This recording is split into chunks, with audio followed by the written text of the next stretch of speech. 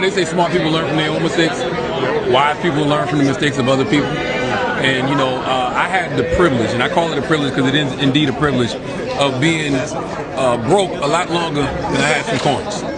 And so when I got fired from radio for the fourth time and finally had to swallow my pride and move back to South Carolina and move my now wife back to South Carolina, and our 1-year-old, she might have been 1 or 2 at the time, moved back to South Carolina and finally go down to the unemployment office and collect those unemployment checks.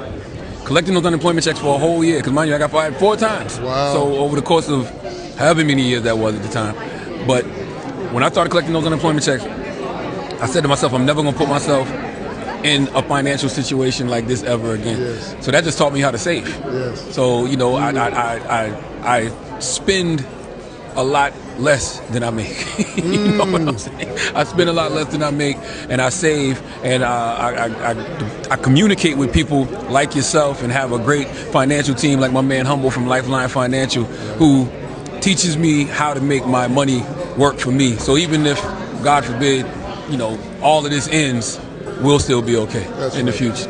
So what I heard from you was the first phase one of you was you thought making a living was enough.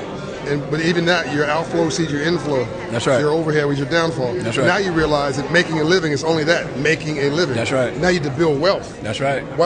From what you're making a living with. Absolutely. Which means you need to live under your means. Absolutely. That's wisdom. And honestly, that's the mistake I see so many people make, living above their means. So like I said, smart people learn from their own mistakes, wise people learn from the mistakes of other people. I consider myself to be a semi-wise person. I think you're wise. And it gets confirmed with every conversation. I appreciate you, brother. This is one of the most underrated brothers I've ever met, and that's saying a lot because people know a lot about him. This brother is wicked smart, and he's a good man. Thank you, sir.